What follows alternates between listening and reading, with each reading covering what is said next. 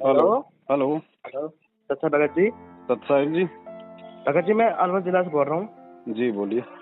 मैं हेमंत दास। जी बोलिए। अगर मान लो भगत जी किसी कोई दारू छुड़वानी हो तो हम उसको दो मखाना प्रसाद दे सकते हैं। कौन सा प्रसाद? वो गुरु जी का। नहीं, गुरु जी का प्रसाद उसी को देना है जो गुरु जी का भगत है। अच्छा। हाँ, बाकी दोगे तो दिक्कत हो जाएगी उसमें। अच्छा ठीक है। हाँ, दूसरे को नहीं देना, ये गुरु जी के आदेश है। क्योंकि भगत जी, ये जो प्रसाद है ना, इस प्रसाद के अंदर परमात्मा की शब्द शक्ति है। अच्छा। और मान लीजिए हमने किसी अड़ोसी पड़ोसी अनजान व्यक्ति को प्रसाद दे दिया, अच्छा, तो और हो सकता है वो किसी प्रेत बाधा से पीड़ित हो और कोई जिन वगैरह हो उसके अंदर। क्योंकि ये पाया जाता है अमूमन हर आदमी के अंदर कोई न कोई इस तरह का वास होता ही होता है। अच्छा। और जैसे वो प्रसाद या चरणामृत अंदर जाएगा तो परमात्मा की वो शब्द रूपी मार उसको पड़ेगी।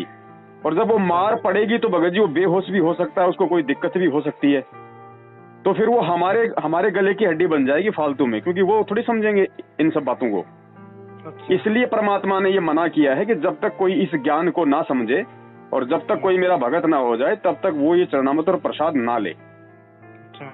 इसलिए परमेश्वर ने हमें मना किया है, ताकि हम सामाजिक लोगों की उपेक्षा का पात्र ना बने। दो गालियां हम ना खाएं, दो गालियां फालतू में हम गुरुदेव को ना खिलाएं। ये है। ठीक है भगत जी। ठीक है। सत्संग। अब क्या कि जैसे एक लड़की एक बेबे नाम ले रही थी अपना परमेश्वर कबीर जी का, और यहां से अपने घर गई मिश्री का प्रसाद। एक पड़ोस का बालक आ गया 8-9 वर्ष का, बच्चा ने देवथी वो भी आ गया, उसको भी दे दिया। अब वो प्रसाद खाते लड़का अपने घर चला गया, घर जाते दौरा आके गिर गया। अब वो पड़ोसी सर हो गए, पता नहीं इसने क्या खवा दिया हमारे बालक ताई, अर्तन मेरा छोरा मार दिया। अब वह कहने लगी देखो वैसे तो आप कुछ भी कहो, ये इस बालक ने मरा तो नहीं, वो फिर ठीक हो गया, लेकिन 2 घंटे के बाद होश में आया। अब उस बहन ने बताया कि मैंने तो यही प्रसाद अपने बालकों को दिया था, यही आप कहते दिया था, इन्हें पूछ लो चाहे मेरा कोई उद्देश्य। फिर उसने आके यहाँ बताया कि महाराज जी ऐसे ऐसे हमने उस लड़का था पड़ोस में, उसने प्रसाद दे दिया, उसको दौड़े आ गए और मेरी तो जान न साका कर दिया उन्हें।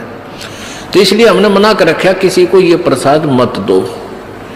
क्योंकि वो क्या था कारण कि वो प्रसाद देने से उसमें प्रेत विद्यमान था, उन्हीं का कोई पत्थर था, और वो प्रसाद खाने से परमात्मा की वाणी से उसमें वो चार्ज हो रहा था। प्रसाद उसी को कहते हैं। जैसे भगवान शंकर जी के शिव जी के वचनों से वो गंदा अंडा चार्ज हो गया, वो उसमें फिर दोबारा से चेतनता आएगी, स्वस्थ हो गया। तो इस भगवान के वचनों से वाणी से आप यहाँ आते हो, आपको कोई बीमारी है छोटी मोटी, तो इन वचनों से सत्संग से भी राहत मिलनी शुरू हो जाती है। और अंदर बच्चा भी कोई ऐसा गड़बड़ वाला हो तो भी स्वस्थ होना शुरू हो जाता है। ठीक है, हम तो दास हैं, फिर भी हमारी कथा परमात्मा ही की सुना रहे हैं।